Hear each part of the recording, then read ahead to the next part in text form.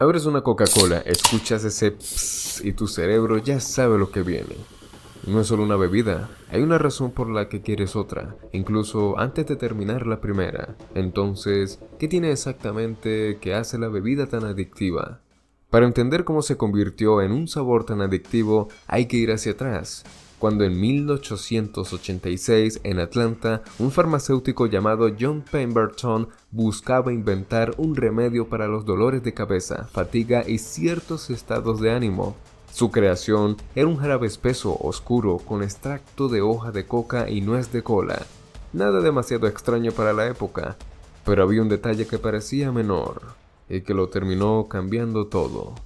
Ese jarabe se mezclaba con agua carbonatada en el momento de servirlo. El gas no solo lo hacía más agradable, lo volvía refrescante, liviano y más fácil de tomar. Ya no parecía medicina, empezaba a sentirse como una bebida, y la vendían a 5 centavos el vaso. Fue entonces cuando Frank Robinson, socio de Pemberton, empezó a ver un negocio distinto, y fue él quien no solo le puso el nombre Coca-Cola combinando sus ingredientes principales, sino que diseñó el logotipo con esa tipografía cursiva, que, más de un siglo después, sigue siendo reconocida en todo el mundo. Más adelante, poco antes de la muerte de Pemberton, el empresario Asa Candler fue quien compró la fórmula secreta de la bebida por un poco más de $2,000. Entendió algo clave: no se trataba solo de vender una bebida, sino de hacerla reconocible. Pero, si cualquiera podía copiar la fórmula, si cualquiera podía vender algo parecido, ¿qué hacía que fuera realmente única? La respuesta no estuvo solo en el sabor. En 1915, la compañía lanzó un desafío muy específico: crear una botella que pudiera reconocerse incluso en la oscuridad o rota en el suelo.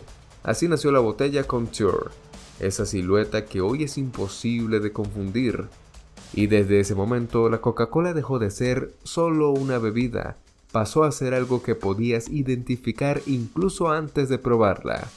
Fue entonces cuando, con campañas de marketing agresivas, la compañía se convirtió en un gigante a escala global, vendiendo millones de botellas al día. Pero la pregunta es, ¿cómo una bebida que se vende en más de 200 países diferentes tiene exactamente el mismo sabor y genera la misma sensación y experiencia sin importar en dónde te encuentres? Todo comienza con el agua, el componente principal de la fórmula. Por eso, las plantas embotelladoras se ubican cerca de fuentes municipales y pozos subterráneos que aseguran un suministro constante. Pero el agua que sale del grifo no sirve tal cual está. Contiene cloro, minerales y otros compuestos que alterarían el sabor característico de la bebida. Para corregirlo, entra directamente a una sala de tratamiento masivo, un sistema de tuberías de acero inoxidable y tanques de gran altura donde empieza a transformarse. Desde ese momento deja de ser agua común. Primero atraviesa filtros de arena que eliminan las partículas más grandes. Después pasa por torres de carbón activado donde se absorben el cloro y los compuestos orgánicos responsables de olores y sabores indeseados.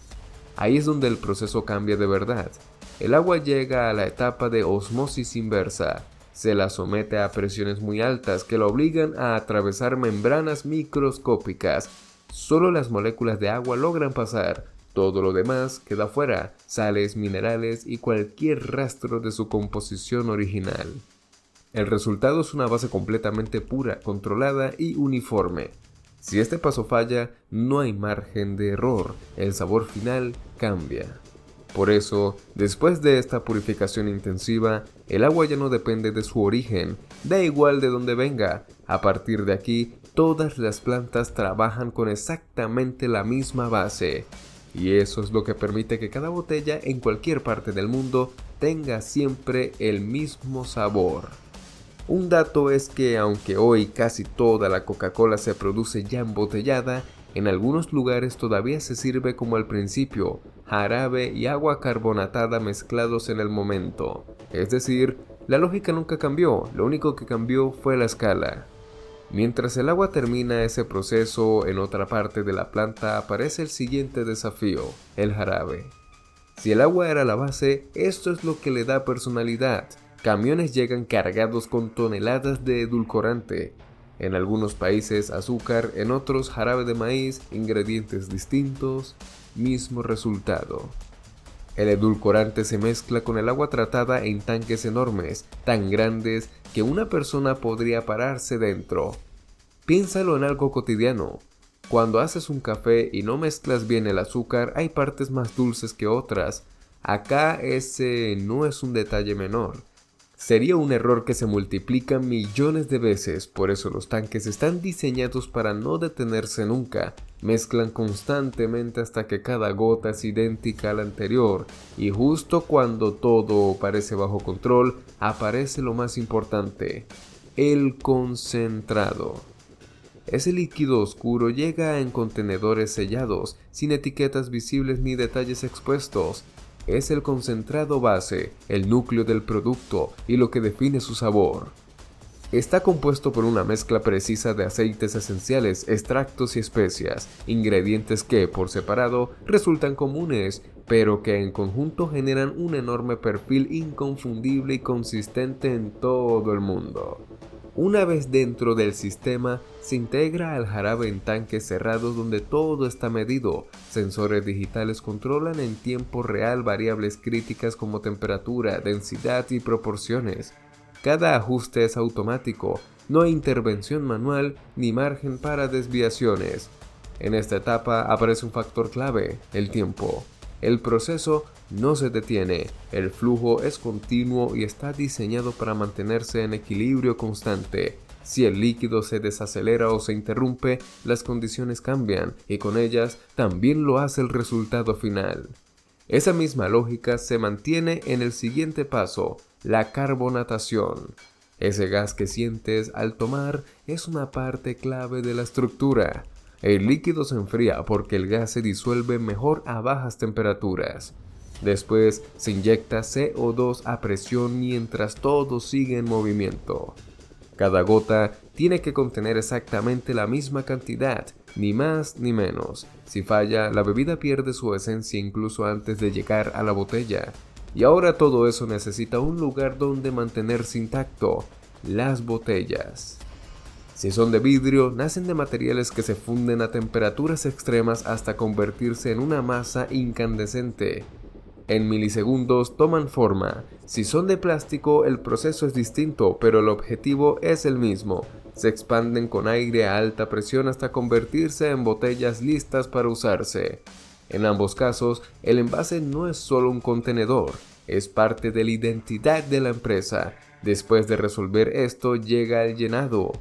Las botellas avanzan, se alinean y antes de recibir el líquido se les inyecta CO2 para igualar la presión. Si no se hiciera esto, el gas se escaparía en el instante, miles de botellas por minuto, todo lo anterior concentrado en ese momento.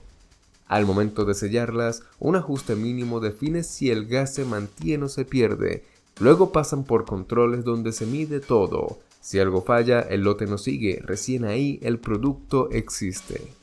Y cuando ves todo el recorrido, aparece una idea que lo une todo. La Coca-Cola no es compleja por lo que tiene, es compleja porque no puede cambiar, porque lo que empezó como un jarabe de farmacia sigue siendo en esencia lo mismo, un concentrado mezclado con agua y gas. Solo que ahora, ese gesto simple se repite millones de veces por día, en todo el mundo, sin que nadie lo note. Y quizá ahí está lo más difícil de todo: que después de tanta precisión, tanta ingeniería, tanta escala, todo termine sintiéndose tan fácil como abrir una botella y escuchar ese psss. Si este video te divirtió, te entretuvo, deja tu like, comenta qué otro producto te gustaría que exploremos y suscríbete.